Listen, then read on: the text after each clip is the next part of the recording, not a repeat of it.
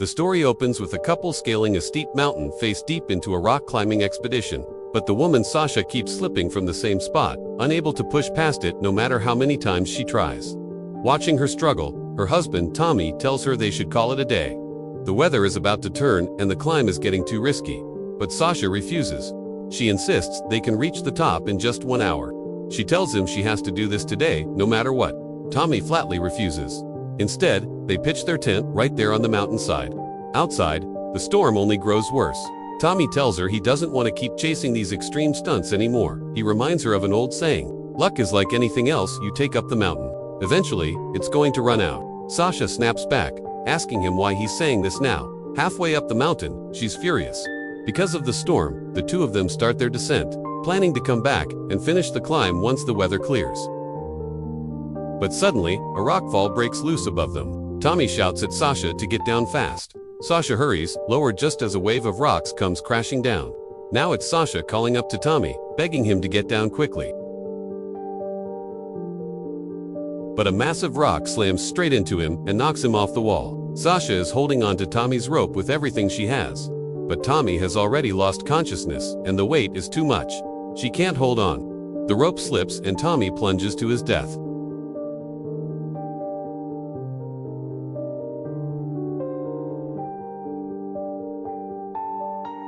The story then jumps ahead 5 months to Australia. Sasha is carrying Tommy's lucky compass with her heading toward a remote national park.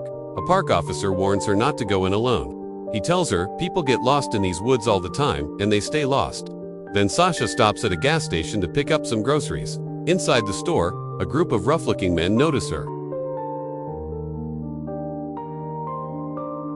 At the same time, another man named Ben walks into the store. One of the men starts harassing Sasha, making crude comments. The men start talking about becoming her guide through the park. Ben finally cuts in and says, "I think she is okay." The men back off and leave the store.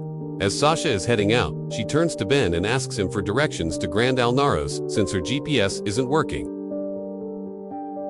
Ben gives her the route, but then he offers her a tip. He tells her to start from Blackstone Bay instead. She'll find the most amazing camping area there.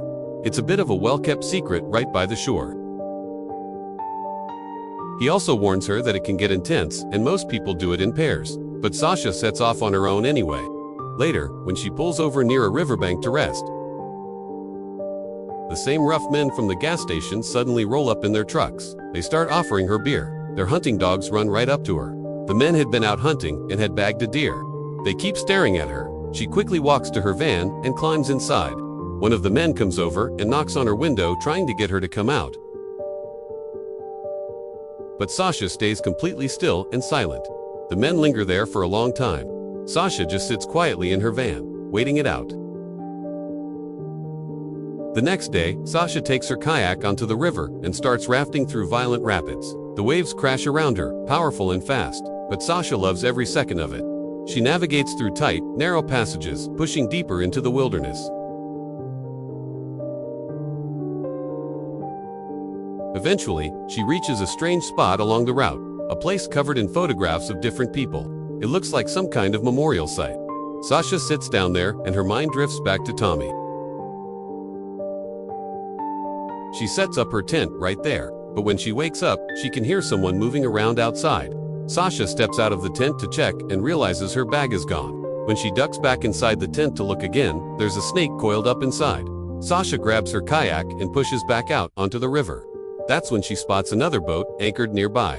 Onto the river. That's when she spots another boat anchored nearby. Curious to find out who else is out here in the wilderness, Sasha paddles over to investigate. Someone has clearly been staying here. There's even a fire burning. She calls out, "Hello, hello." And there by the riverbank, she finds Ben.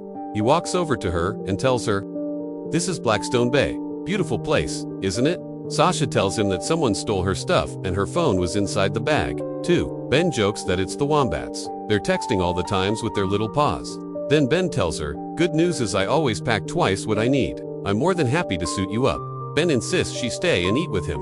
He makes and sells beef jerky out here, the same kind Sasha had tried the night before. He named the brand after his mother. He also has fresh water siphoned straight from a tree. Sasha hesitates for a moment, then drinks it. Ben tells her he comes out here all the time. He isn't even from Australia, originally. He came over with his mother when he was just a kid. He asks her how long she's been kayaking.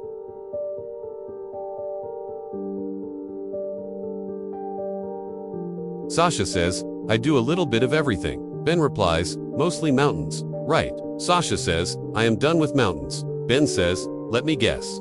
You broke up, and your boyfriend got the mountains, and you got the rivers. The words hit Sasha hard. Ben immediately apologizes for crying. Then Sasha tells him about the night before. She says, those men came near her camp and they were messing with me and scaring me. Ben says, but you handled them perfectly. That's when it hits her. Ben was there. He had been watching. He thought maybe Sasha could use a hand, but she never needed it.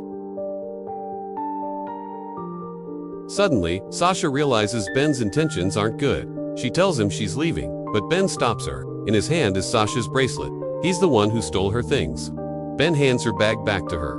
Then he pulls out a crossbow and a speaker and tells her, I've restocked your provisions and supplies to level the playing field. You've got until the very end of this song to get as far away from me as you can. Sasha takes off running, and Ben just stands there vibing to the song. Sasha scrambles into her kayak and pushes off. Right as the song ends, Ben starts chasing her. Sasha paddles her kayak as fast as she possibly can, but up ahead there's a waterfall. The kayak flips upside down, and Sasha is forced to bail out.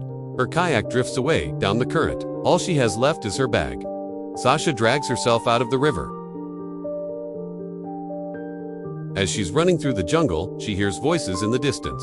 Sasha follows the sound, but the voices are coming from a video playing on a phone.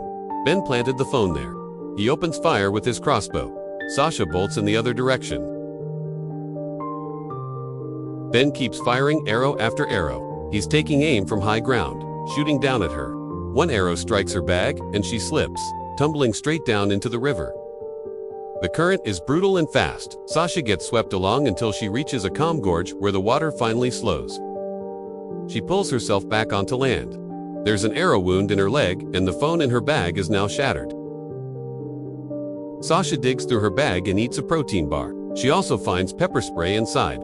Then she starts running again. She reaches a narrow rock passage, but there's no way forward. So Sasha starts climbing, pulling herself up the rock face. She makes it to the top. She pulls out her binoculars and spots Ben's boat down below. He's already moving through the jungle, heading straight toward her. When Sasha looks again, Ben has spotted her too. Sasha hides right underneath the same rocks she just climbed up. Ben keeps searching, trying to spot her, but he can't find her. Once Ben finally moves on, Sasha climbs back up and keeps going. She starts running as fast as she can. She pulls out her binoculars again and spots Ben. This time, he's casually bathing in the river, completely at ease. Sasha slips into the water and quietly swims toward his boat. But as she's untying the boat, her foot gets caught in one of Ben's bear traps. Ben hears it and comes charging at her. He grabs Sasha and drags her toward him, but Sasha sprays pepper spray right into his face. Ben doubles over, washing out his eyes in the water. Then he points his crossbow straight at her and tells her to toss the pepper spray. After she throws it away, Ben opens the bear trap and releases her leg. Sasha asks him, "Are you playing a game?" Ben says it's a ritual. He ties Sasha to a tree. Then he comes back and tightens the ropes even more, telling her to let him know when the pain becomes unbearable. The next day, he loads her into the boat and takes off down the river. Ben tells her, "I got your name from the Ruse's register and did a bit of a search." Ben already knows all about what happened with Tommy. He says Tommy was extremely experienced, so this incident doesn't really make sense. While he's talking, Sasha is quietly trying to grab a hook lying near her foot. Ben asks her, "What about the funeral? Was it hot or cold?" Sasha says he was cremated. Ben figures it out. Sasha is here to scatter Tommy's ashes. Tommy was from Australia.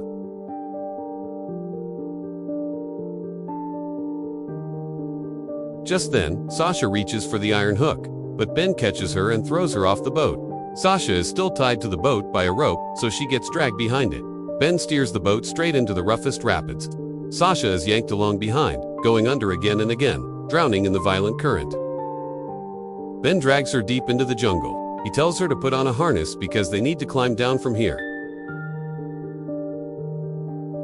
The two of them descend together. This is one of Ben's secret spots. As they go deeper, Sasha starts to gag from a horrible stench. Ahead of them, dead bodies are hanging in the open. Ben tells her there are native tribes that say to capture the spirit of your prey, you have to consume its liver. The Carter family from that earlier video is hanging here dead. The beef jerky Ben sells is made from these human bodies. And now his next kill is going to be Sasha. Ben plans to eat her liver and trap her spirit. Ben asks her, do you think I've got a problem? Sasha answers, I think people hurted you and they did bad things to you, and I am so sorry those things happened to you. In response, Ben pulls back his lips and shows her his real teeth, filed down to sharp points like an animal. Then he suddenly bolts and disappears. Sasha calls out after him. Ben rushes back instantly. He drags her over and strings her up like the others. He shows her his homemade salt brine, which is a perfect tenderizer. Sasha asks him about the photo next to his bed. It's Ben's mother. Ben says she was very special because she was the first one. Now, she is always with me. I am going to keep you with me too. Sasha bites his ear hard. The wire holding her up snaps loose. She tries to run, but Ben dives into the water right after her. He grabs onto a piece of the wire and clips it onto his own harness. Together, they both go plunging over the waterfall. The brutal current nearly knocks Ben unconscious. Their wire snags on a fallen tree. Sasha tries to separate herself from Ben, but to do it, she has to free the wire from the tree log and climb back above the water. Sasha grabs a rock, planning to smash it against Ben's skull, but the water level is too high and she can't swing it with enough force. She tries to break the wire with the rock instead, but Ben starts coming too. Sasha pushes Ben underwater, trying to drown him. But Ben fights back. He grips Sasha by the throat and starts choking her. Then suddenly, Ben stops. It gives Sasha the opening she needs. She grabs a rock and smashes it down on Ben's leg, breaking it. Ben looks down and sees that the bone in his leg is completely shattered. Both of them, badly injured, lie there all night long. Sasha breaks the silence and says, you must have one hell of a dentist. Or did you eat him, too? Then Sasha starts talking about Tommy. She says, when he fell, he was dragging both of us off the mountain. I had to let him go. I'll never know if he was still alive or not. I was only there because he was there and he didn't want to be there anymore, but I didn't listen. The next morning, Sasha is staring up at a massive cliff face in front of them. The other route around would take 12 days, and Ben can't survive that long with his injury. So, Sasha decides to climb the cliff, and the two of them have to do it together. It's a tandem climb. Sasha can't make it up alone. She tells him they'll climb together. She says, I am going to tell you how to tie a knot with some of that to make a booster for your good leg. It's called a diaper harness, which is the only way to get Ben up there. Without it, he'll die right where he is. Sasha tells him to take her handcuffs off so she can help him. Ben agrees. He says, when you get us to the top, I'll set you free. But if you try to drop me, then I will rip you off that wall. He clips himself to Sasha and warns her, don't dare to touch this harness. Sasha climbs up first to fix a rope into the rock so Ben can use it to pull himself up behind her. But the moment she reaches for her own harness, Ben yanks her back down. He reminds her not to even think about pulling something. Sasha tells him she was just adjusting it. She starts climbing again, slow and careful. Ben follows behind her. As they climb, he asks her about Tommy's fall. He says, did it look like he was flying? Sasha doesn't answer. She just keeps climbing. Higher up, there's a small overhanging ledge of rock. From the other side of it, Ben won't be able to see her clearly. Sasha takes advantage of this and quietly ties one rope to a small tree growing out of the rock face. But before she can untie the second rope, Ben starts pulling her down, shouting, what are you doing? You promised we'd climb together. Sasha barely manages to grip the rock and hold her ground. As Ben yanks harder, her harness comes loose.